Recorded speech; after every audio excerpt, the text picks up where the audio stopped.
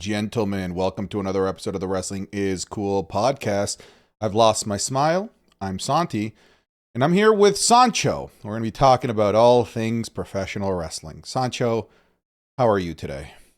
Don't start. You know what? Don't start. You're going to make this about you, but I'm actually so glad, Santi, that you blocked me on your dumb X account. I'm happy. You know why I'm happy that you blocked me? Because it's not about Canada. It's not about the United States. It's about you, Santi. You understand? You. I'm so happy that you blocked me that I don't have to see your little scheduled tweets about what happened at Raw for hot takes or SmackDown, because that's all you post. You post absolute trash. And I'm so happy that you blocked me because I don't have to see that anymore. Because unlike you, Santi, I show up for the people. When you come down from your little high tower, I'm in the comments. Me, I worked here grinding. You understand? You know, every time I touch something that people just reject me. In Fortnite, as a caster, shutting me out. They didn't care about me. I had to earn my respect there. Here, wrestling is cool. Same thing. Where's Santi? I had to earn my way and respect for the Wrestling is Cool community. And you think I need your respect? You think I need your little follow? I'm glad you blocked me. I'm happy. Wah. Sancho, what you don't understand is whether you like it or not, you need me. I look at your blocked Twitter right now because I blocked your ass, so I don't have to see your garbage anymore. Oh, look at this. Look at this thing that happened on Raw. 2,000 views. Look at this thing that happened on Raw. 2,000 views. Santi blocked me. 200,000 views. Sancho, you are in the Santi economy, whether you like it or not. You and everyone else revolves around Santi. It is what it is. And me blocking you, it's a bigger deal than you think it's going to be. And I'm here to tell you, and the people that have been asking, when are you going to unblock Sancho? Sancho says he doesn't care. Never.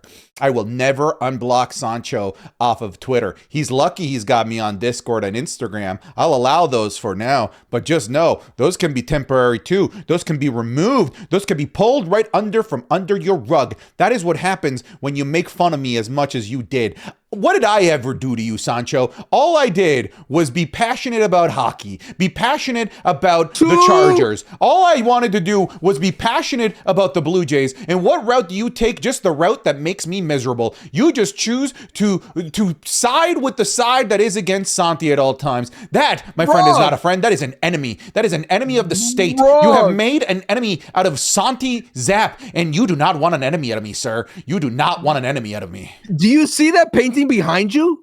The painting mocking the Jays losing? That's not a painting. It's John Cena wearing the number 17 because of Shohei Ohtani, who's the GOAT. John Cena's the GOAT. That's what it's all about, Santi.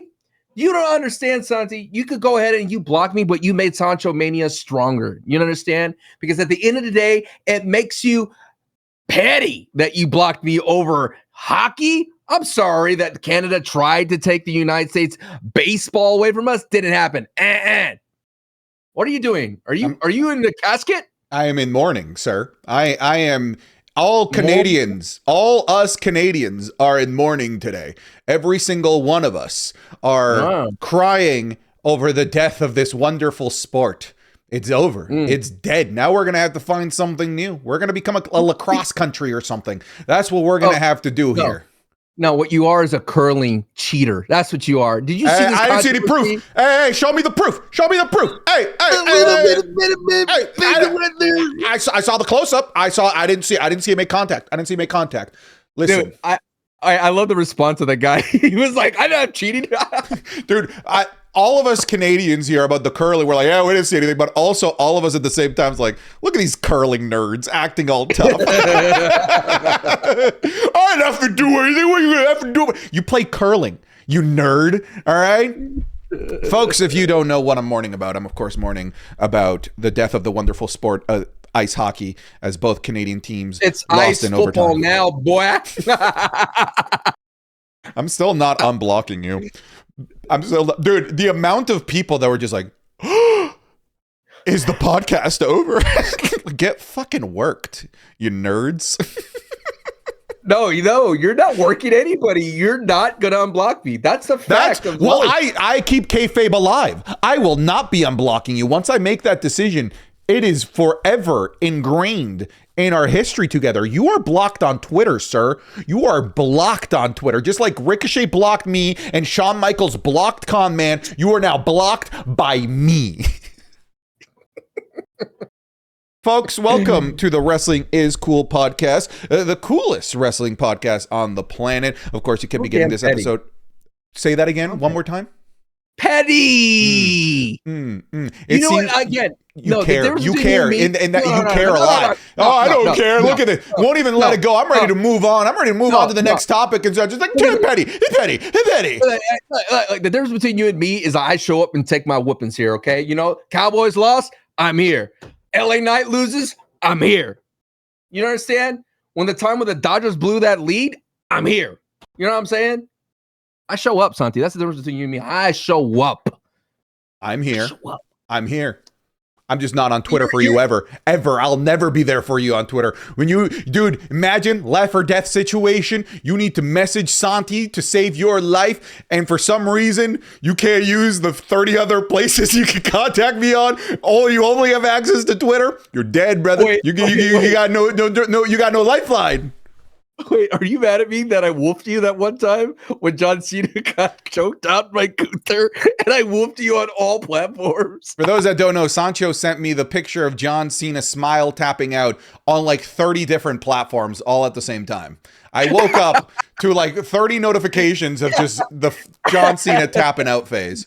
Well, no longer on Twitter, sir. And you keep going the way that you're going, it'll be Instagram next. It'll be YouTube. It'll be text. One platform down, Sancho. I only have so much patience for you. One platform down. Keep doing it, man. Don't test me. I know you care. You pretend like you don't care, but I know that you care. Stop picking losers then, dude. It's not my fault. It's not my fault that everything I root for dies. You think I want to live this life, Sancho? You think I like wake up every day and say, what piece of shit loser team am I going to root for next? No, Sancho, it just happens. I don't know why, but I attract losers. Everything I root for dies. Everything. You attracted me, and I'm happy to suffer in silence, in peace. But no, there's Sancho tweeting me Kurt Angle. They didn't even know this game was happening. Tweets me Kurt Angle celebrating. Tweets me all kinds of. It doesn't matter if it's 1-on-1, 2-on-2, 3-on. You don't even know what the sport is. You couldn't even name the single player. But all you decide to do is kick me at my most vulnerable. You're turning me into Sami Zayn. You see this pain I'm in? This is a pain that nobody deserves to be in. So you're blocked. Blocked on Twitter. You're going to cut a really best promo of ever your career and then say you're sorry? Well, that's the thing, man. If I unblock you now, I'm just Sami Zayn.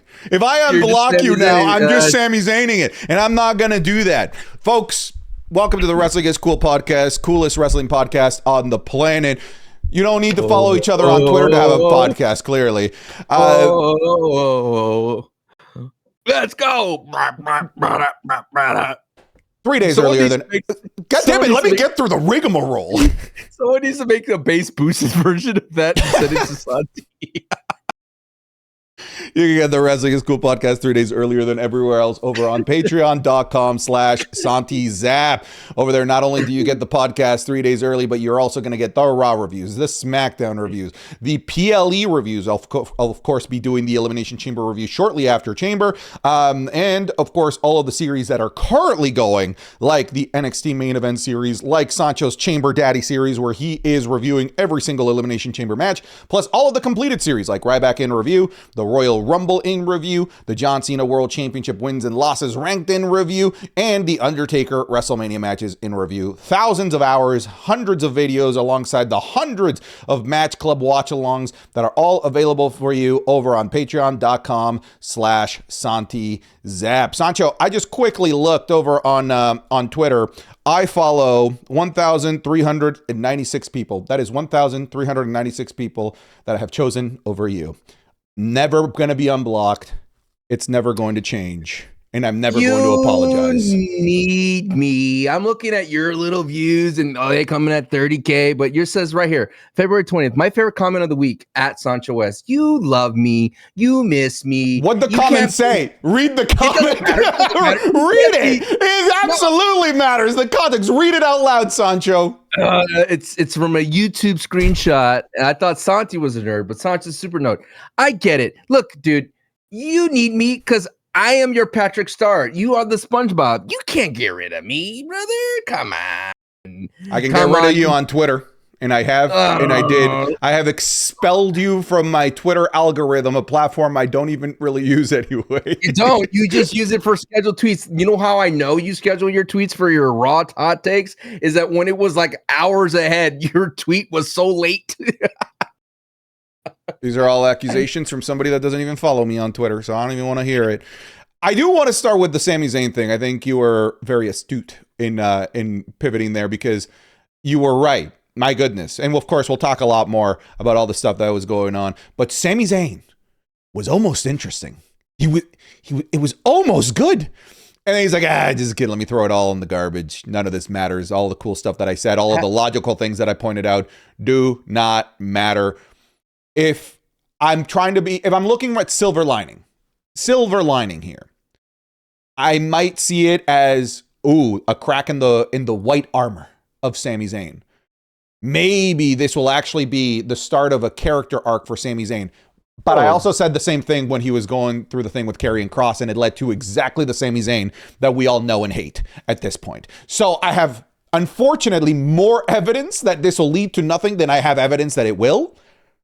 But maybe with it being Cody, with it being a WWE Championship thing, with it being WrestleMania season, maybe we do get something of substance here. I got to take these off. Something of substance here for Sami Zayn in a proper character shift, maybe a proper Cody Rhodes and Sami Zayn feud like he had with Kevin Owens, maybe. I think that's being overly optimistic. But that nugget that we got to see, that's what we want. And one of the things that I said in one of my videos is like, that's it right there. It doesn't have to be as extreme as a Sami Zayn heel turn. All of a sudden he's twirl your mustache, Mr. Conspiracy Theory, Sami Zayn. It's just a Sami Zayn that's just kind of done and tired with the BS of having to take the holier than thou route. And he can still be a babyface doing that. That is interesting. That is a character ride and arc that I want to get on.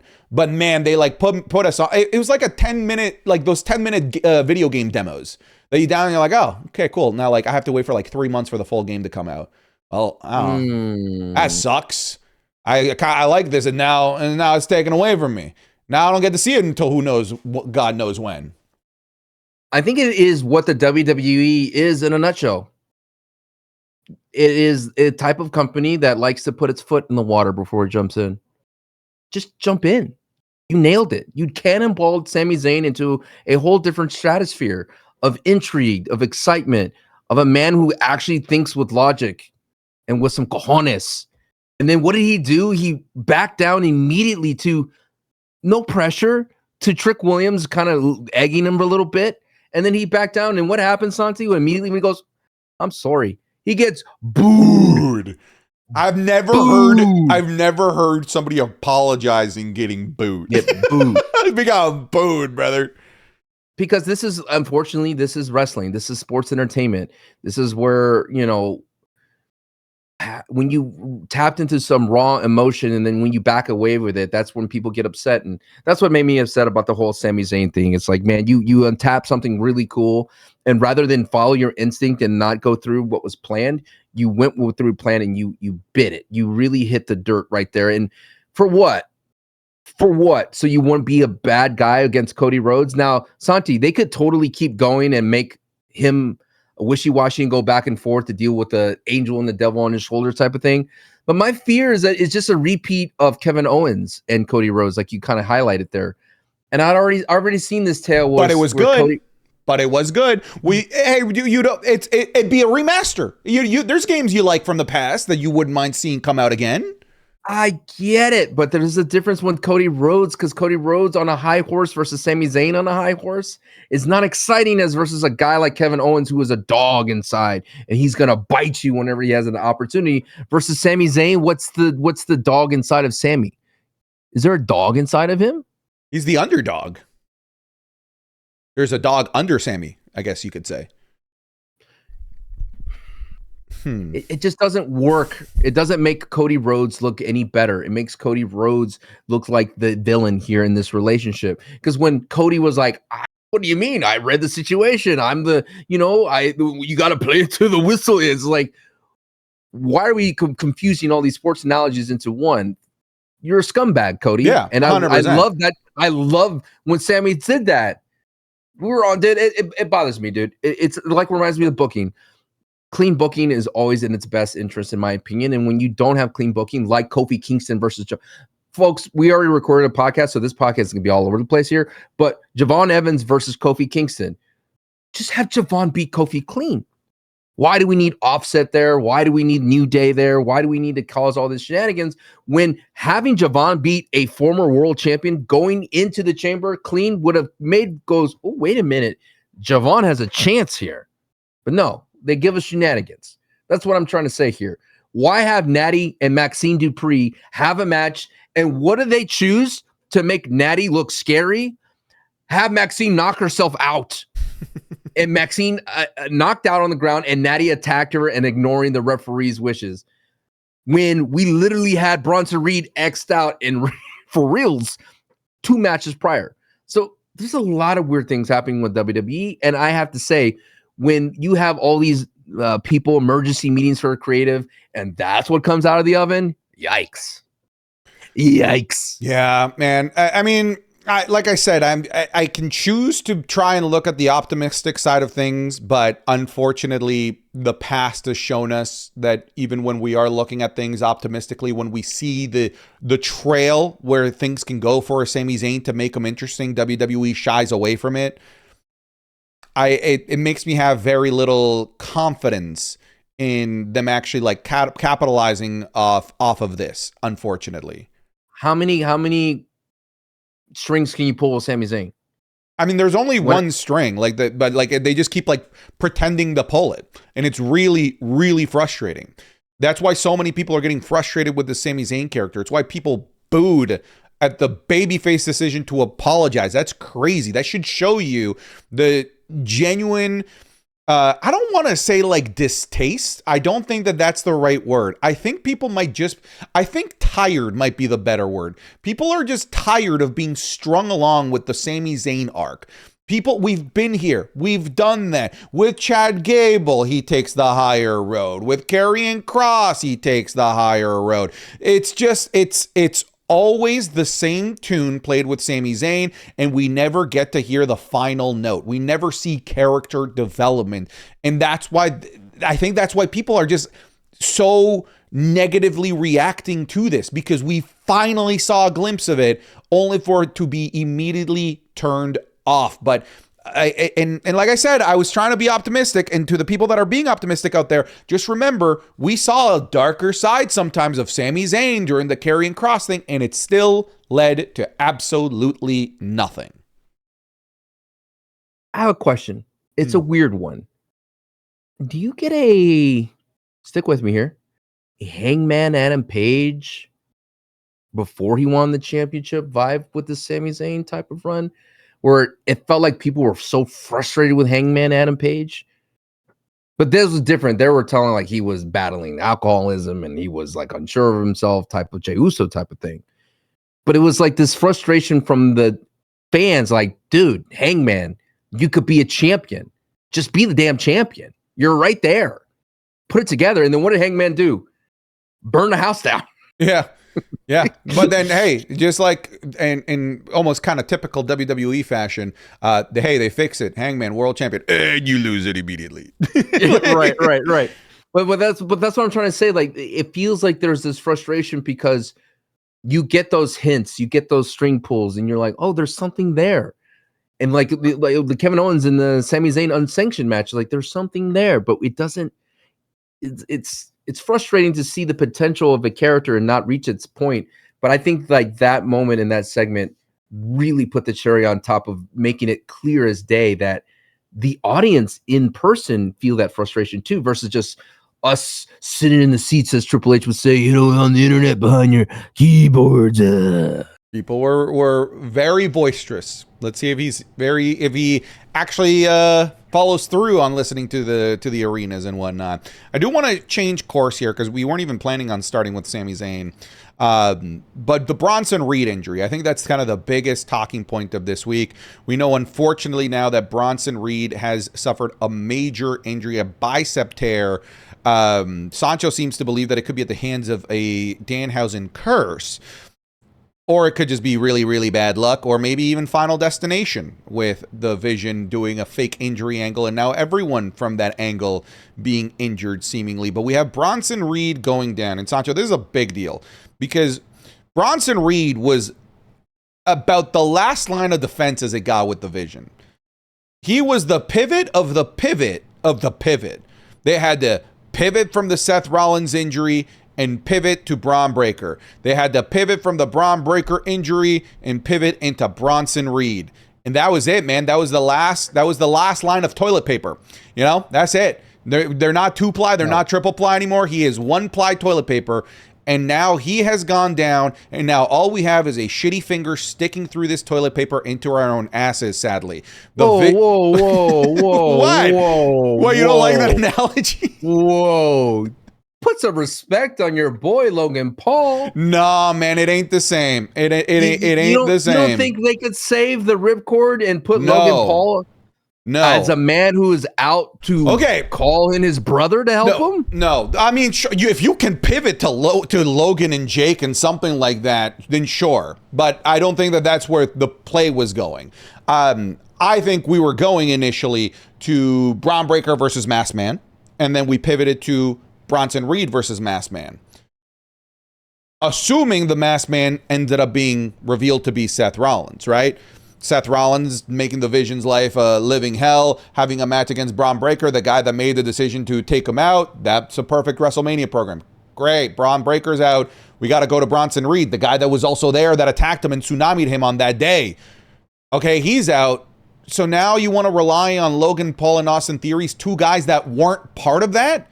It doesn't work. It doesn't work. You can try and make it work. You could try, but unfortunately there, Sancho, as much as an entertaining match as it probably could be, and as interesting as they could make it, now we're on the straight to VHS release of this. Right before we were talking about the blockbuster summer movie release of Braun Breaker versus Seth Rollins, and now, man, we're just way down the beaten path to the place where a borderline doesn't make sense for it to be Masked Man Seth Rollins to do something with Theory and Logan at WrestleMania. It borderline doesn't make any sense. The saving grace is not Logan and Theory. The saving grace is that Braun Breaker is a superhuman and is somehow able to come back before WrestleMania. But I bring to thee the question, do we want that? Do you want Braun Breaker to maybe have to rush his recovery? Seth Rollins to maybe rush his recovery? All to rush for a match between two guys that are just coming off of rehab? If it was Bronson Reed, at least, we got a full-time guy that's there, healthy, going, but now it would just be two guys coming off of rehab having a WrestleMania match, and I think that could be dangerous. I think we could just be looking at, and I hate saying it, but I think we should just be pulling the cord on the Vision until after Mania, letting it all settle, cool down, come back after Mania when everyone's healthy, ready to go, when Seth Rollins has had ample, now extra time to get ready. Same with Braun Breaker. Because Seth Rollins versus Logan Paul and or Austin Theory borderline does not make sense. You have to stretch out the narrative to make it make sense, and I don't think it's worth it. That's a lot. I mean, for sure, this was like the last thing holding it all together. And not only that, it affects LA Knight. I mean, I'm sure LA Knight would have had something in the chamber with Bronson Reed to continue the Vision storyline with him. That is off the table. So you have to wonder what's going to be for LA Knight at Mania. I've said this before. when Braun Breaker went down, I said just end the vision. Like there's no saving this. There's no salvaging this. Let's just all move on. The only play that's left, because I didn't even pick Bronson Reed to be the guy to lead the charge. I picked Logan Paul as the guy to lead the charge. But you have to remember, Paul Heyman's busy doing the tour to Brock Lesnar, and that's going to be a thing that's going to take up Heyman's time. He's going to have no time for the vision featuring Logan Paul in Austin Theory. You cut Logan Paul and Austin Theory loose. You let them be tag team guys. They work together. They could do well together. Maybe they could make a run at a tag team titles, at the Raw titles against the Usos. I think that's a fine match for Mania. Logan Paul, Austin Theory versus the Usos, considering that you can even have that be, I guess, a feud coming out of Chamber, because now Jey Uso's in the Chamber, and that changes a lot. At the end of the day, this is the most cursed faction in modern day wrestling, and you just have to wash your hands clean and move on, because you are right. Seth Rollins having time to heal would be great for him. Braun Breaker being at 100% is perfect for him, because he goes at 110% when he's out there in the ring running around spearing people. At the end of the day, you got to just chalk it up to bad juju out there when it comes down to monkey paw type of situations, and never, ever, ever fake injuries again, because it's clear as day. It's caused a catechism of events here, biblical almost, when it comes to pro wrestling. But I'm hoping, man, that Logan Paul gets something big out of this, and you cut him loose and let him tease a Bad Bunny. Let him try to work his way into a celebrity match. Because I feel going forward, this WrestleMania is missing that lust, is missing that little shine, man. Look at WrestleMania in the past. You need some celebrity involvement, and this one got zero. Absolutely nothing. Santi, would it be crazy if you knock on the door, if we're talking about panic buttons, it's a safe place. If you knock on the door on Big Papa Pump? On Scott Steiner? To do Not to wrestle. what? Not to wrestle. Not to wrestle. Just to be a surrogate. Just to be like an old mafioso type of guy that is wondering what the hell happened to his son. Right? You know, that type of thing. Nephew. Maybe. Nephews. Yes, sorry. Or his uncle. Even his uncle could be around too. His dad and uncle. Yes. You know what I'm trying to say? I get this bloodline you're talking about here, yes. Yes. I guess sure, but Scott Steiner was never a big piece of WWE. Like he had his moments, sure, but is that if brother? I'll tell you this: if the panic button is Scott Steiner, we got bigger problems. we got if the panic button is summoning Scott Steiner, that's crazy. I don't know, man. I'm more. There's no. You can't salvage it. No, can't salvage it. You can't salvage it. Like because you were asking me, and maybe I'll pass it over to you. You said, well, you don't believe that Logan Paul and Austin Theory can salvage this. I felt like I explained my piece. Maybe you have a way that they can salvage it. Like, yeah. What can you do with Theory and Logan and the Masked Man that wouldn't just be better served to just wait post-Mania? You make Logan take on the Masked Man, and the Masked Man can't be Rollins. I thought, and I made a video about this on my YouTube channel, that the Masked Man should be a cool entity. And I was hoping on the build to Mania, we get the Masked Man in matches. Like, we get him involved in the ring and just to continue to build his aura. And you could literally have the Masked Man be the thorn to Logan Paul's side, and then you could make it revealed to be anybody. And I do think Logan and Seth would work at Mania, because they've worked together before, and it was a banger of a match. It was. It's not that bad of a match. I don't think it's worth to bring Seth Rollins out early for, though. But the reason why I think you lean hard into Logan Paul is because you have no options with that faction anymore. He's the last bastion left. He's been a voice. He's been a mouthpiece with Bronson Reed there. And I just want to see, what can Logan Paul do when he's been given the ball? I don't hate it. I don't hate it. It just, I don't think it necessitates Seth Rollins. Maybe it does. Like, could you do something with them together as a tag team? I presented the idea of like LA Knight plus, celebrity partner, Bad Bunny, perhaps. Austin Theory's not enough for you? Austin Theory would be in there. It'd be Austin Theory and Logan Paul versus LA Knight and Bad Bunny. Like that, that would work. Yeah, I think that would work, but like it certainly that requires the scrapping of the Masked Man, though, right? Like no, unless Bad Bunny's the Masked Man, or he could be involved. The Masked Man could be involved in that finish, and we could keep it going. The problem that's so long, though, bro. I know. You use a great example of the devil. I was about to say that. The problem is in AEW, for those of you who know the devil, when you had MJF and Adam Cole, they were all being harassed by this devil character. And eventually, what ends up happening is Adam Cole shattered his ankle in a freak accident, thus leaving the AEW to figure out who is the devil, because the plan was for Adam Cole to be the devil. So what starts happening, Santi? They start putting surrogate bodies for the devil, and they're all different sizes. And eventually, they had no choice because it keeps stretching out to the point where they just pull the trigger, and it's Adam Cole reveals himself as the devil, but he's in a chair with an ankle boot, and he can't do anything. And he has like a faction to do the deed of hurting MJF. And it just totally killed one of the biggest storylines for AEW that year and probably set them back a good chunk.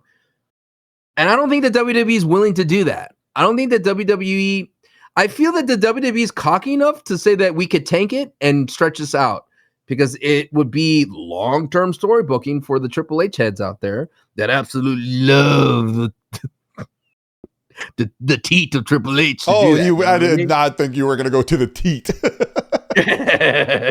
Okay, here's a little thought exercise for us here.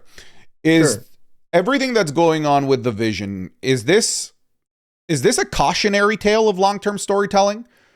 Of sometimes not pulling the trigger on things that you should have just pulling the trigger on, trying to save them to a bigger event, to a bigger time, even though it made sense to do it in the moment? Is this going to be the poster child cautionary tale of long-term storytelling?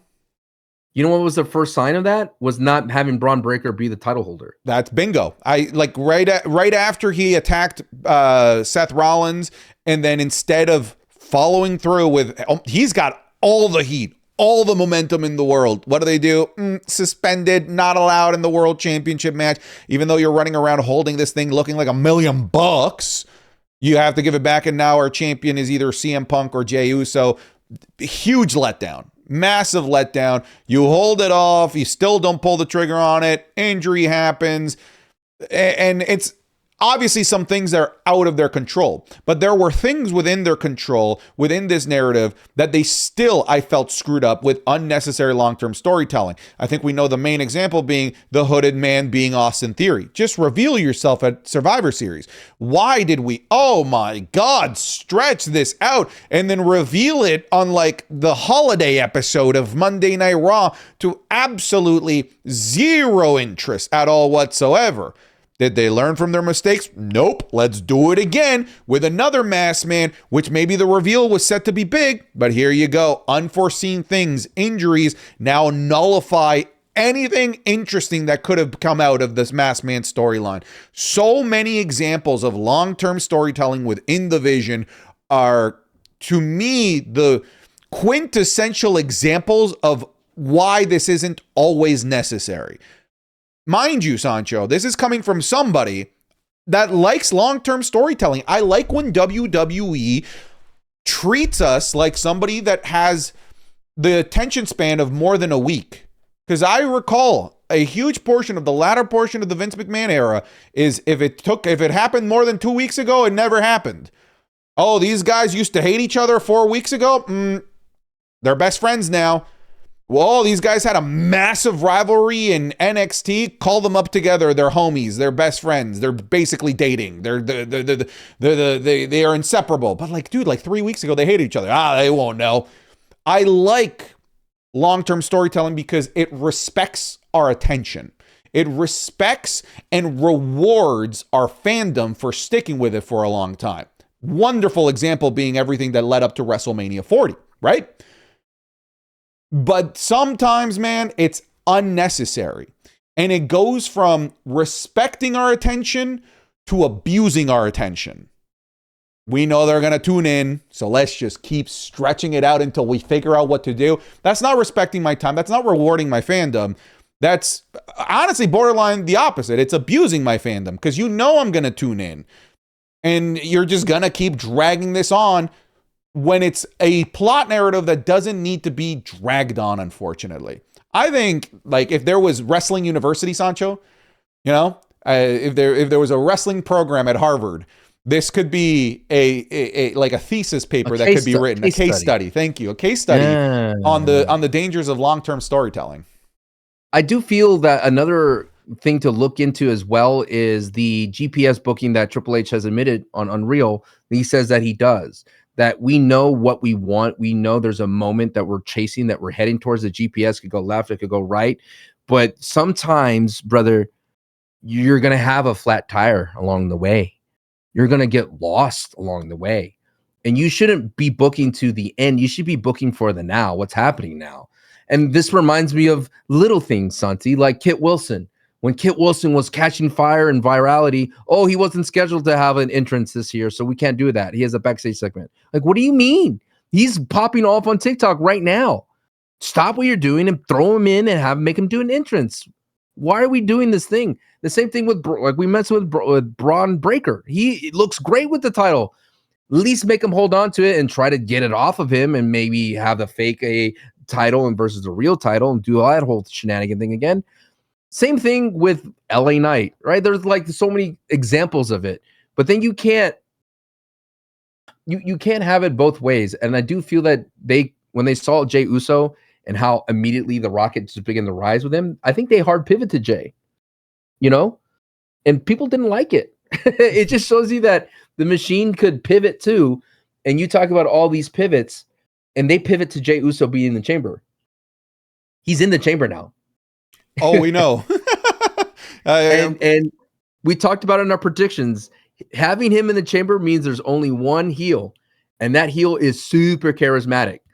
The heel's Jey. The heel for that crowd's gonna be Jey, right? It's the Roman effect in the Rumble. You're like, oh no. Anything positive that happens to Jey Uso in the chamber is gonna be booed out of the building, dude. Imagine the moment when he does this and people start booing. It'll happen. It will eventually come. It will happen.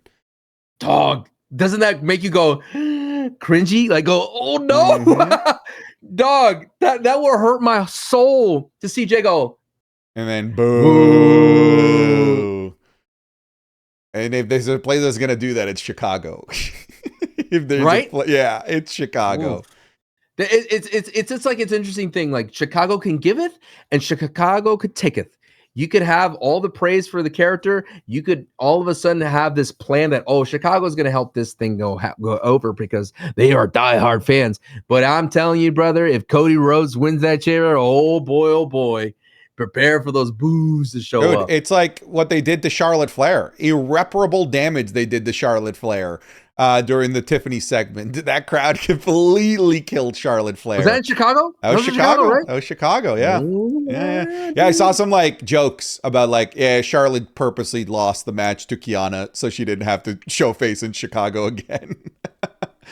One of the crazy thing, I know for those of you who don't know, unexpectedly I have to leave in 30 minutes, so we're getting right up against it here.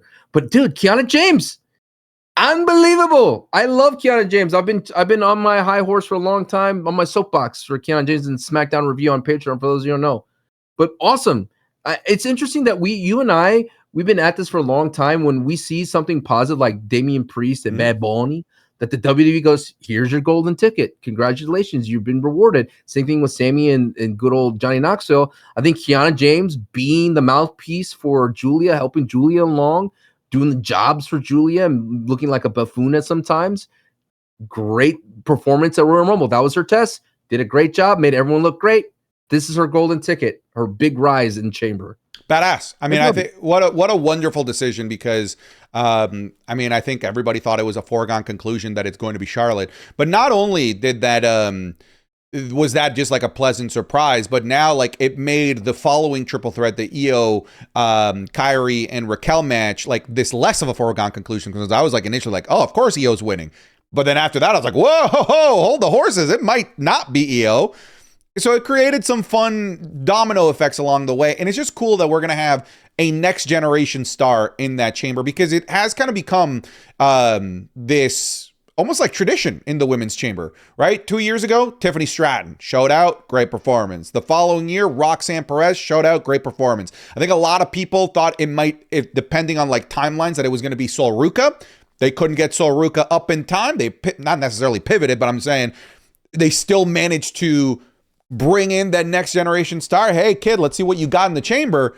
And that was Kiana James this year, and I think that's badass. I think it's a wonderful decision. I've been a big fan of Kiana James for a long time, and I'm glad that she's in your Glaze factory. I do think we should have shared custody, though. I should be allowed, fully allowed, visitation rights of Kiana James within the Glaze factory, because I've always been a big Kiana fan, and you kind of called it. Like we were, I think you and I were kind of like waving the flag of Kiana maybe a little bit earlier than the rest of the world, and here it is, paying dividends for us, my friends. Our investment has flourished. I don't think she's going to win the Elimination Chamber, but just badass that she's in it, in the same way that it's badass that Trick is in it, the same way that Javon is in it. It's just cool seeing these new names that haven't been part of the main event ecosystem getting a shot. That's what's cool about Elimination Chamber. You know what's fascinating to me? The difference between the men and women's chamber is that the biggest superstar is not going to be hated if they win. I don't think anyone would care if Rhea Ripley wins that chamber.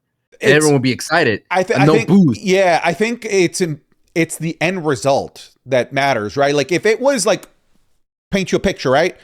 If Roman hadn't picked yet, Cody wins. Oh, there's a possibility it's Cody and Punk.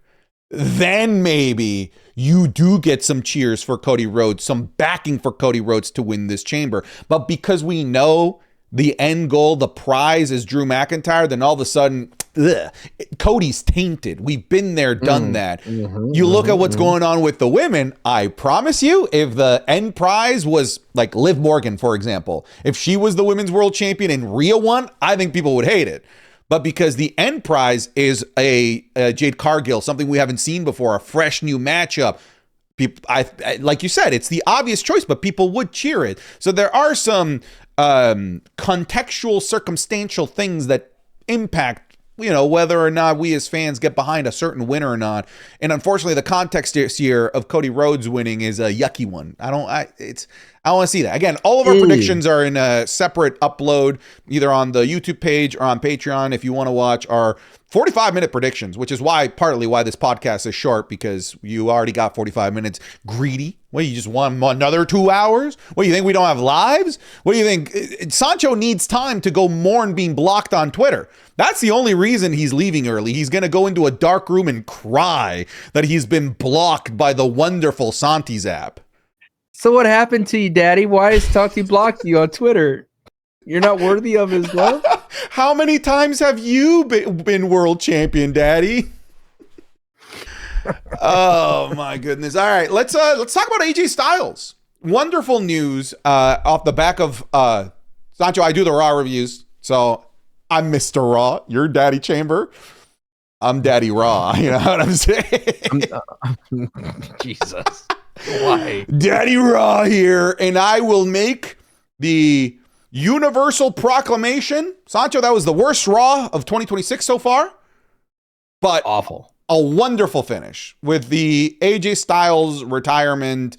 Wonderful speech, beautiful moment with the wife and kids. Honestly, great explanation on the not leaving his gloves in Saudi Arabia. I'm okay. I mess with that. I like it. Seeing everybody going out there, the gong, or the dong, as you like to say, goes off. Taker comes out because I guess he's now is he like the Ghost Rider of Hall of Fame? No, there's like an NFL guy. The NFL guy, yeah. Yeah, I saw like a Mad TV skit of that NFL guy like crashing like you're like at a funeral, like, hey, you're in the Hall of Fame, brother. Or catching you while you're showering. I'm here to announce you to Canton, to the Hall of Fame. Now we're gonna get that with Taker now. Give me your thoughts on the retirement, your feelings of it, thoughts on the whole leaving the gloves in Atlanta. and his Hall of Fame thing. Like, what do you want to? Who do you want to see induct him? Oh, it is almost too perfect, right? And it's sad to me that the WWE has created a cynical side to me because I've seen fake retirements. I've seen people come back after they're retired. And like pro wrestling can sometimes turn you this way rather than sitting in the moment and actually enjoying this beautiful kind of picture that AJ Styles, this masterpiece, has done with the WWE. Because the cynical side of me saying like, yeah, you're going to get a paycheck later from AEW. You're going to wrestle that one match because you could do that. No one's stopping you. And when people, Infinite B, I got it. Let me fix this. I don't know what happened here. And at the same time, when people say like, well, how can he be if he's a Hall of Famer? He's not allowed to go AEW. It's like, well, Edge is in AEW right now. The point I'm trying to make is I'm wishing I wasn't having the cynical side to this moment because it was a beautiful moment. And it was what we should all strive for, the ability to have our mental capacities and to be able to say, hey, I'm going to go home and be a full-time dad or be able to recapture the moments I've lost, the time I've lost, because that's one of the things that every parent is fearful that what have I been doing while my kid has been growing up? What have I become now that I've betrayed? Looking at the phones and, not paying attention to them at all times, watching TV, all those kinds of things haunts parents to this day. And it's haunted AJ Styles, which we've never seen. I like it. I loved it. I wish AJ Styles didn't get this microwave send-off, but at least it was a traditional send-off. I saw a lot of people talking about, well, this feels much more complete than John Cena's send-off. I could argue that Cena didn't want to be sent off that way. Cena literally wanted to bow and get out of the building in the middle of the night. Just wanted to say, that's it. I'm done. I've given my life to you. Let me leave. Whereas it felt nice for AJ to wanting to bask in this remembrance type of vibe. He wanted to be in the spotlight. He wanted to say goodbye. He wanted to showcase his family. And you did not get that from John Cena. Cena was just like adios, I'm going to Hollywood type of thing. But it was a very fitting pro wrestling retirement. And I will still argue to this day, I know he says he's FaceTime through birthdays and FaceTime through games, and he's going to go home and be a full-time dad. But brother, all you needed is for one Sunday, one Sunday in London, and you could be in Wembley having your big send-off type of match in front of thousands of people. And I'm no doubt in my mind, AJ Styles would be like, maybe there's a chance I could do that. Not anymore. Not this year. Not anymore. You think that's it? I said, I think that whatever he signed here, I think it's pretty clear he signed something, will probably take him. I think it will probably take him enough years until post wrestling peak for him, where let's say it's 3 years. Let's say it's 3 years, undershoot it, because it could be 5, right? Let's say it's 3 years. Now we're talking about a 53-year-old AJ Styles who's 3 years removed from wrestling. At that point, if I'm AJ, I'm like, oh man, I don't know that I think I'm good. See, I'm glad you said that because I do feel this move, because it was all negotiated until this moment. I do like they finally agreed to this moment, was a play to keep him off AEW's hands. And I think AJ Styles played this beautifully, a masterclass in business tactics, played hardball to a T to not only get what he wanted, but get paid off to sit at home. Yeah. like legitimately paid off to sit at home. And he thought to himself, I could have $3 million for 1 year in AEW. Let's just throw that a random number out there. Or I could be a part of the Legends contract. I could be a WWE producer. I could maybe take over Shawn Michaels when he retires from NXT. And I have a path of longevity that could take me throughout my entire career. And they could set me up for not only for me, but maybe my sons or my daughter, they want to be a WWE superstar. There will be a path, a longevity set up of loyalty that AJ Styles could do if he decides not to. And I admit that I was wrong. I thought that AJ would go to AEW, and it's clear to me that it felt that way too. But at the same time, like I said, I think pro wrestling sometimes can make you cynical. I mean, I think you took the words right out of my mouth. I do think that this completely removes any notion of AJ Styles to Maybe not at TNA. You know, they have that strong relationship. We saw Frankie Kazarian, Abyss. We saw Petey Williams, the man that made the Canadian Destroyer famous. We saw several of the TNA faces, which was a pretty cool thing to see. Like live on Monday Night Raw, it wasn't just like, oh, they were there with photos. No, like we got to see a really cool reveal of Abyss in the boiler room from Frankie Kazarian. And I thought that was pretty charming. I love this whole thing, man. I loved everything about it. Like I said, is the only highlight of this garbage ass, terrible ass episode of Monday Night Raw. Everything that AJ Styles got is everything that I wanted as a John Cena fan to get from John Cena. Oh, it is. Why man. do you have to make it about John Cena and you? That's because I'm selfish, and I recognize that I'm selfish. I just wanted the closure, and Sancho, to a degree, I do think that's part of the reason so many people, especially like the John Cena diehards, hated the ending of the John Cena Gunther, not even the ending of the match. It's just kind of like the post-match theatrics of it. I think weird. It was weird. It felt really, I don't know. Triple H getting booed. Yeah, it was uncomfortable. Yeah. It was really, really uncomfortable. And being there in person, like, man, I cannot believe that this entire stadium is booing everything that's going on. But like, I get it. And I know what it is. But your hero died that day. And you didn't get to say goodbye the way you wanted to. Closure. I just want a little closure. I just wanted the final salute. I wanted a final goodbye. I wanted to hear leave the jorts in the ring. He did all this stuff, but the way that he did it, the stage that what he got to do it on, it all felt very fake and performative. The bow felt fake and performative. I just want to hear him talk as John. You know, I just wanted to hear one final, one final speech. Your time is now type of deal. It's no longer about me. He says your time is now to the people in the States that are clapping for him. I just wanted a goodbye. I wanted exactly what we got here for John Cena. Yeah, I'm making it about me. I'm making it about John. I'm just showing, hey, WWE can do it. They can have a really nice emotional send-off. It's just bizarre that the biggest name that you've had in the past 25 years, you choose not to do it with. And like you said, it was probably John's call. He probably didn't want to do that. But fuck you. I wanted it. We wanted it. Us fans wanted it. And we matter, damn it. We matter. I just wanted closure, Sancho. It just proves to you that sometimes simplicity is bliss. Just keep it simple.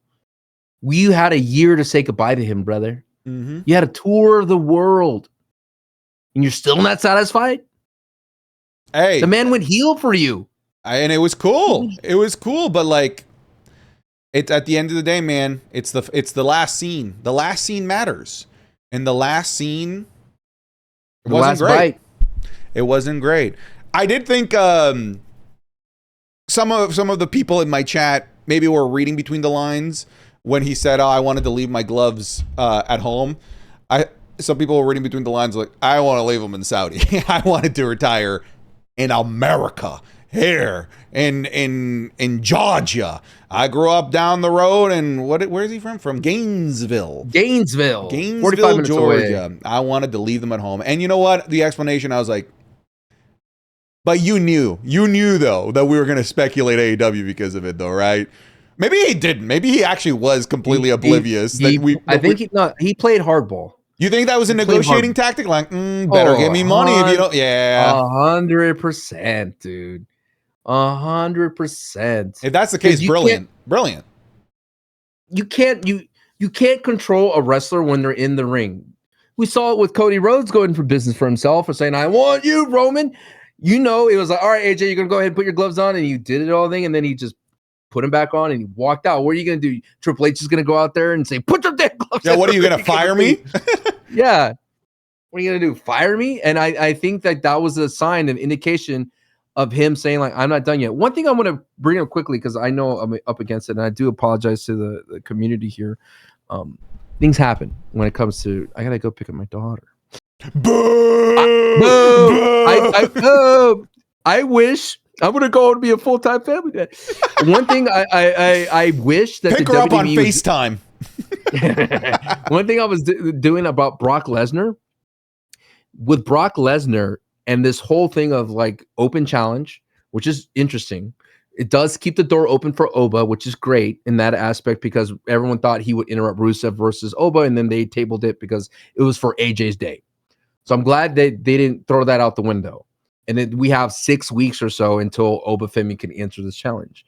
But what if, Santi, I present to you another tournament for the chance to face Brock Lesnar? Because in theory, on the other side of the coin, I know there's people who are afraid of the beating, but wouldn't you want that opportunity to get a chance to beat Brock Lesnar? And if so, what if they introduce another tournament and that would justify Brock Lesnar to show up every week without him just standing in the ring with his, thing in his hand, waiting for whoever the challenger. You know what I mean? A tournament a little played out, but it works. Tournaments always give us fun matches, so don't no hate against it. What I pitched on my YouTube was the idea of, because I hate the idea of him showing up to all these events and no one comes out. I think that's lame. Right. I think that's boring. What if with Paul Heyman talking? Yeah. What if every single one of these episodes somebody comes out and they all get mauled by Lesnar? It's like, nope, you were not good enough. You can't handle this little beating. Nope, you're out. But every week someone comes out until eventually that guy comes out that Lesnar tries to beat that he isn't able to beat up. And it's like, that's my Mania match right there. Done. And I look at the dates, right? I look at all the places. The place, if you do decide to do like my idea of like challenger comes out, gets mauled by Lesnar, next week mauled by Lesnar, next week mauled by Lesnar. On the Madison Square Garden episode is where you have the guy that doesn't get mauled by Lesnar. Is the guy that gets the best of Lesnar. Boom. That's our Mania match. That should be a star-making crowd in Madison Square Garden. And that gives us a couple of weeks to build up their match at WrestleMania. What do you think about that idea? I love it. I love it. Just don't have them do nothing, because that's lame. It needs more action. More action. There's WWE sometimes they leave it to non-action things, like just standing there and music hits. Sure. I said that if you were going to do that moment and you were going to have this Mania build start now, it should have been Oba Femi not appearing on TV, not appearing at Rumble. Oba's music hits, and oh my God, here we go. We're off to the races. Oba versus Brock Lesnar, because he's the guy that he's man enough to challenge somebody, to challenge Brock Lesnar. But we don't have that option. That option was taken off the table. So I like your option because it gives time to make it feel like Brock Lesnar is unbeatable. And you're going to have to throw some sacrificial lambs out there that are crowd favorites. You're going to have to throw in a Tozawa. You're going to have to throw in an R-Truth, an Otis, some heavy favorites. Maybe a JD McDonough. Maybe an LA Knight could be that guy. Maybe a Kit Wilson. The absolute man, the peak, the man who's the topic. But I agree. Brock Lesnar needs to be active. And that's why I said maybe a tournament could be that same kind of option as well, just to put the person over like they earned this match against Brock Lesnar. But I like the idea of Brock Lesnar being stopped by somebody, like the save the cap moment, where, oh my God, he can't stop Oba Femi, and Oba Femi versus Brock is real. And like I mentioned, if you're going to do your version where he's suplexing every challenger and he tries to suplex Oba Femi and Oba Femi just stops him, now we got something. Now we're good, right? And I like the idea of Lesnar killing people along the way, because it's like you said, that he's a monster. And then you get to the hero that he is capable of slaying the monster. Boom, star-making opportunity right there. Like, give me legends as well. Ooh, what if it was Matt Hardy or Jeff Hardy? Ooh. Ultimately, I agree with you at the end of the day. I just don't want Lesnar and Heyman going out there and be like, who's going to come out? I guess nobody came out this week. See you next week, folks. That's lame. That sucks. I know what you want. It's just me, Oos. Sancho, you can go if you want. I can finish the episode. No, I got. Oh wait, I got like 2 minutes here. Okay, all right. Slow down. Allow me. I know you're eager to block me from the podcast too. I know. Test me. Test me. You wish. I already fired the warning shot with blocking you on Twitter. Oh, you're like the Usos. We out here. Bah, fire a body shot. Bah. This is what you're doing out here. You need me on this podcast because you need someone that makes you look really, really smart. You understand? All right. Dude, I'll just get AI Sancho, man. I'll just chat GPT a Sancho here. They'll never know. I'll just like, hey, I need you to be fucking stupid about wrestling for the next 2 hours. But charming and lovable. You understand? I'm charming and lovable. You are the one that's setting this podcast back because you're not putting me on the thumbnail. You understand? You think you think you have a shot at the thumbnail now? Oh, you never did though. There's somebody sitting there listening on their little podcast earbuds, and they're sitting there going, "Damn you, Santi! Damn you, Santi!" Well, one question. You have one more question for me, before you can finish out the pod. Wait, are you leaning me towards something, or is there? Could I? No. Okay. Dealer's choice. Okay. All right. Dealer's choice, Santi. Dealer's choice. Okay. I wanted to ask you. I'm trying to just come up with something on the spot here. I do like the idea of just like asking you about LA Knight here real quick, because LA Knight, obviously you're the savant. I'm having a tough time envisioning where he fits in WrestleMania with Bronson Reed gone, with Braun Breaker gone. I don't want to spoil the predictions of Elimination Chamber. I don't want to get necessarily too deep into the weeds of that. But it feels like LA Knight is homeless right now. Sure. Is the home Brock Lesnar? Because I was going to say that. I hate to say it, but there's no other pivot you can do for an LA Knight character. Because we would love to have Obafemi be the superhero to stop that. But what if it's not Superman that stops Brock Lesnar, but it's an everyday man that stops Brock Lesnar? What if it's the man who is unchosen that steps up to beat the golden boy of Brock Lesnar, who had the rocket to him? That's possible. That is a very possible thing. What if it is LA Knight that comes out and gets his ass beat every week over and over, and Brock Lesnar goes, "No, you're not worthy of this. You're not worthy of this, Sir Duncan the Tall. Get out of here. You're a bum. You're a hedge knight." LA Knight. Hey! He comes out and says, "No, I'm not afraid. Trial by combat." Yeah. Knowing LA Knight, you go trial by a fight. Oh. Yeah.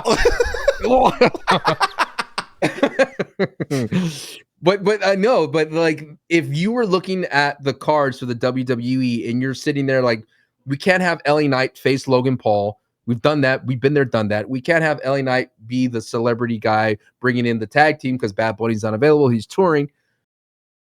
What can we do for LA Knight? He can't be dormant. And so this is another consequence of having long storytelling, because what happened when we were waiting for Grayson Waller and Austin Theory? What happened? Where's Grayson Waller? In purgatory with the New Day. How about LA Knight? All right, because I'm trying to picture of who else was homeless last year at WrestleMania, and his name was Randy Orton. What if it's LA Knight versus Joe Hendry? Joe Hendry. I wouldn't hate it. But it'll hurt Joe Henry. Wait, why would that hurt Joe Hendry? If it was for the NXT title, I would take that. Remember, I proposed that LA Knight should go down to NXT. I proposed that. I would love that. Yeah. LA Knight versus Ricky Saints. Oh, that'd be fun, man. That'd be a fun back and forth on the microphone. Absolutely. It's just and NXT needs people right now. Let's be serious too. Yeah, and then Ricky Saints calls him a bug-eyed wrestler. Then he gets all in his feelings. And that's still one of the funniest things, that Ricky Saints rage baited Edge so hard on live TV.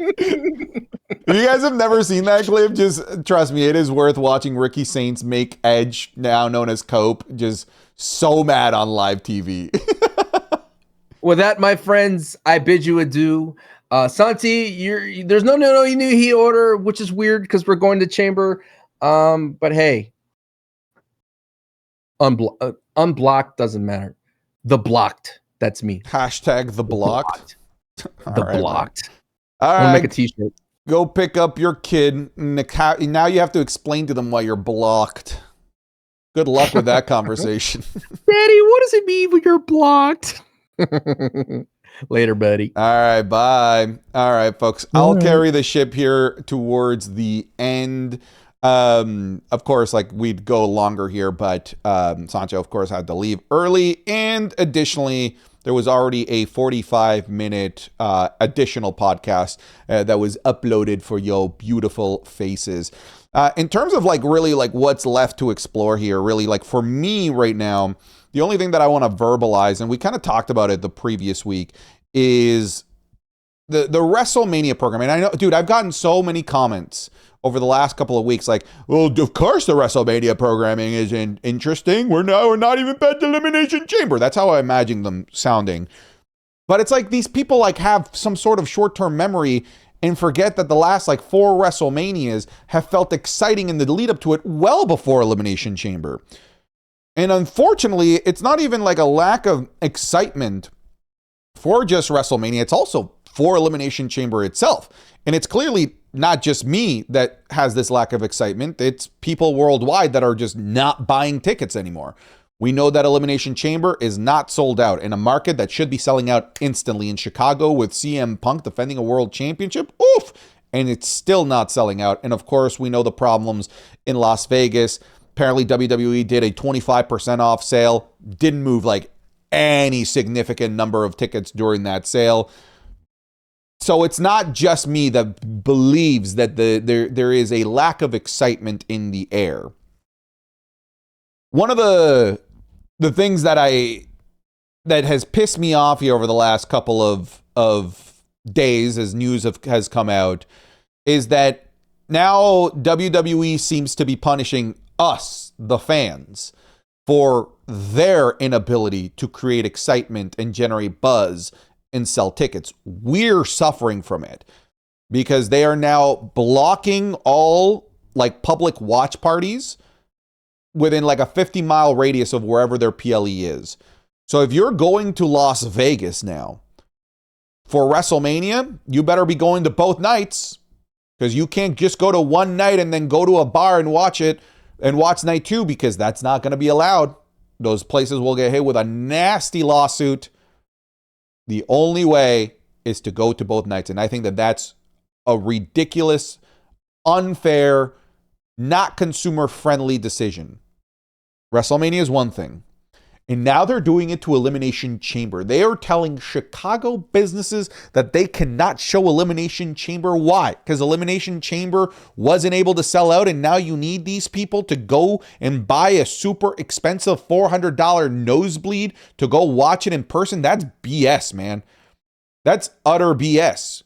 Because now you are putting the issues of your booking and your storytelling and your inability to make people excited for the show, and now you're placing that burden on the consumer. And I think that that is a gross, nasty business tactic. I'll tell you right now, and hopefully you guys are enjoying the solo pod here.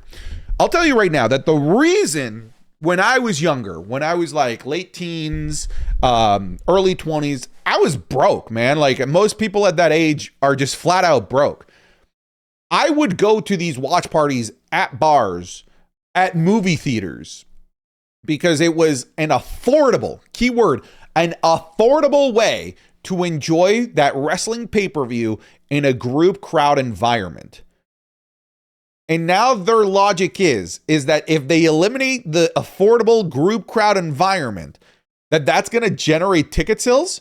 That's stupid. Like straight up, it's stupid because most of the time, the people that are going to those watch parties are going because they can't afford to watch it on their own at home, paying whatever $60 on ESPN, or go to the actual show in the first place.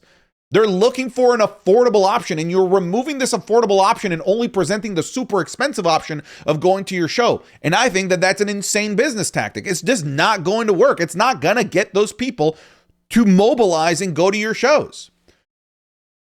Now, of course, a huge reason why some people went to these parties, these watch parties at bars and restaurants and whatnot, wasn't just affordability. They just wanted to watch it in a group, and they preferred the TV experience over watching it in person, but they still wanted the group environment. Now that's being stolen from them. Now, if you want the group environment, you have to sacrifice the enjoyment of the TV production that maybe you prefer, because some shows, especially Elimination Chamber, by the way, are better on TV than they are in person. I know. I went to Elimination Chamber last year. I had ringside seats, and the view still shit because it's hard to see inside the chamber. Now, that person that preferred a group environment while getting to watch it from the comfort of television with all the proper production and commentary, now they can't do that in a group environment either. And I think that is ass. It's just a shame that they are putting the burden of their inability to move tickets now on the local fans. And by the way, I don't know like the inner workings of these deals, right? But Las Vegas paid a lot of money for WrestleMania, millions of dollars. And it wasn't just so that Allegiant Stadium can make money. It was so that tourism in Las Vegas and commerce in Las Vegas can flourish. And WWE, by making this decision, TKO, they are actively hurting the city of Las Vegas, the city of Chicago, mostly Las Vegas. Let's talk about the Las Vegas example. They are hurting the city of Las Vegas here by taking away natural commerce and forcing it to be funneled exclusively through to Allegiant Stadium. These deals are done to facilitate financial growth in all sectors, in hospitality, like hotels and stuff, restaurants, bars. It's supposed to increase revenue across the board. All ships are supposed to rise with the rising tide of WrestleMania coming to your town. But now WWE is saying, all the ships except bars and hotels that are planning to do these viewing parties. I saw like there's this like hotel that is like this beach hotel that last couple years had WrestleMania on their giant screen. CVV advertised them. They're not going to get to do that anymore. It's not allowed. So you are hurting the commerce of those restaurants and these resorts and these hotels that were planning to do viewing parties that no longer can. Hopefully somebody from the city of Las Vegas goes, yeah, what the hell? We paid to help increase the revenues of our city and you are handcuffing where the revenue goes. Gross business tactic. I do not like it. It'll never impact me. And unless, of course, WWE tries to shut down virtual watch parties, which I think would just legitimately be insane. It would be because we don't show the show. If they try to shut down Santi and Wheezy and Khan and Sancho, if they try to shut down these watch parties with the intention of selling more tickets, that might be the most laughable thing that they could possibly do. But I genuinely, at this point, I wouldn't put it past them. Ay. Interesting, borderline dystopian times that we're living in here when it comes to WWE just damn near forcing people to buy WrestleMania tickets. Hey, I've got an idea. Maybe make them affordable. Maybe don't make decent seats a down payment on a car. Maybe don't make front row seats the down payment on a home. That could work. That might mobilize people. But here's the thing. At the end of the day, this will work. They'll make money. They'll have another record gate. And it'll further continue to justify and compound these decisions. But I'm telling you, not in the short term, but in the long term, this has the potential to kill WWE's hardcore fan base. The fan base that becomes hardcore fans from getting to go to these shows. The fan base that becomes hardcore fans by getting to go to bars and watch this in an environment with their homies, with their buddies, having drinks. They're going to kill that crowd. And maybe not this year, nor next year, but maybe in 10, 15 years, when that base doesn't exist, I think you're going to have a major problem here with TKO's investment of WWE. Ridiculous. Utterly ridiculous. Anyways, folks, I'll wrap it up there. Wanted to make sure that you guys still got 2 hours worth of content. You got your 45 minutes from the Elimination Chamber predictions that we've uploaded, and a little over an hour and 15 here. But folks, let's begin to wrap this up. An extra special thank you, of course, goes to our our $15 patrons. They are, of course, the producers of the show. And as such, don't just get their names read out here as part of the credits, but they also get to be part of movie night. And we'll probably be organizing the next movie night here sometime soon. The last one that we watched was the Scooby-Doo WrestleMania Mysteries movie. We got to find another one. Maybe in the comment section, you guys can let me know what movies you might be interested in for our next movie night, which should be happening sometime soon.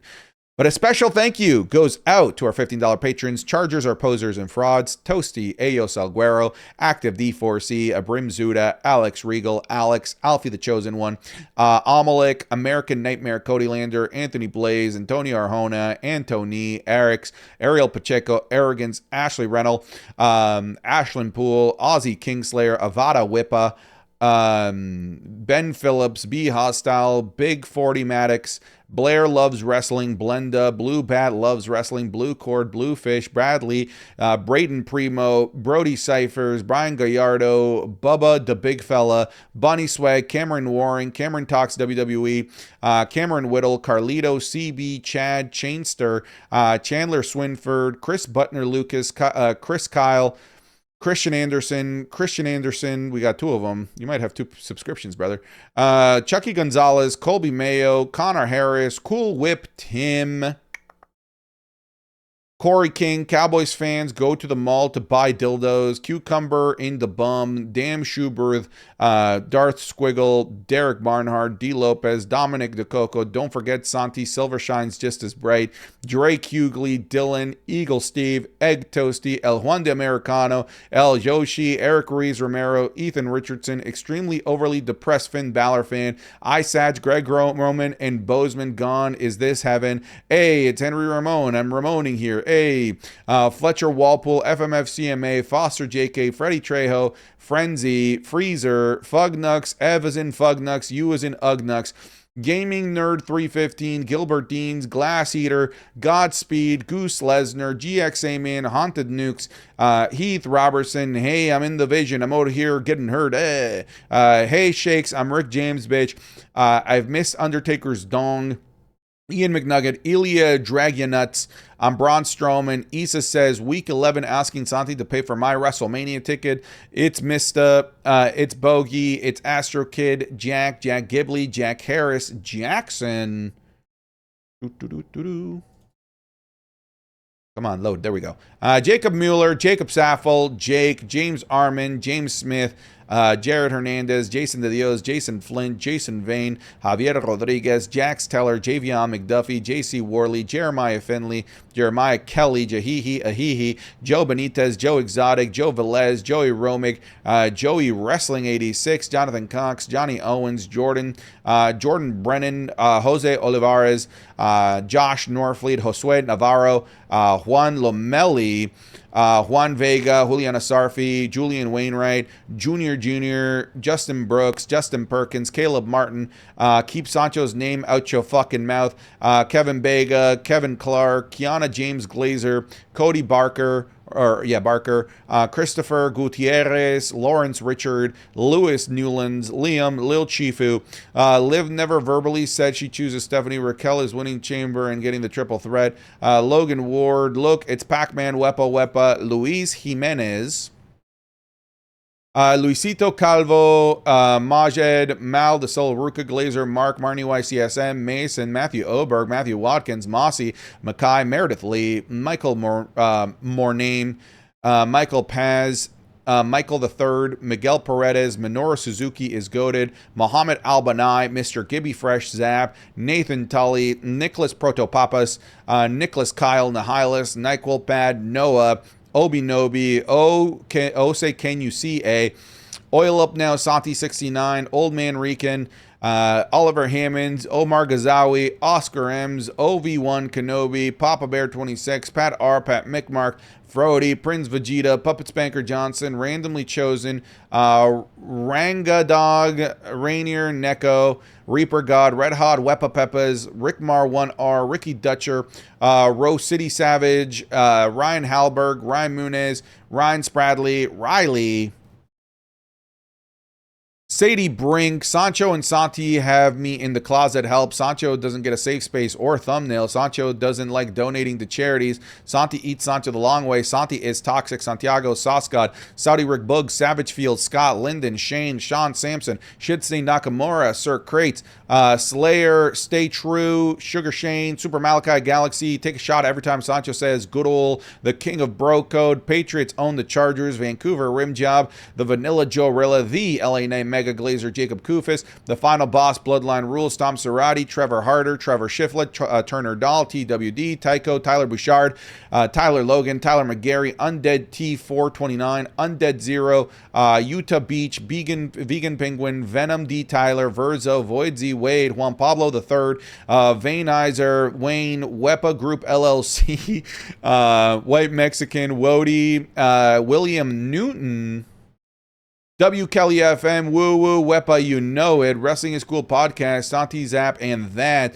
Zach's Mira, Yo Girl Side, Young Shmi, Zach Griffin, Zachary Rhodes, Zach Butcher, Zay2K, Zeke Love, Zergzito, Osaka, Lord BBNJ, and gracias. Thank you all for subscribing and being a $15 patron. Thank you very much for watching and listening to this episode of the Wrestling is Cool Podcast. Again, don't forget that there is a 45-minute Elimination Chamber predictions discussion as well for you to check out on the Patreon or on the YouTube. You guys take care. Be wonderful people. Bye, everybody.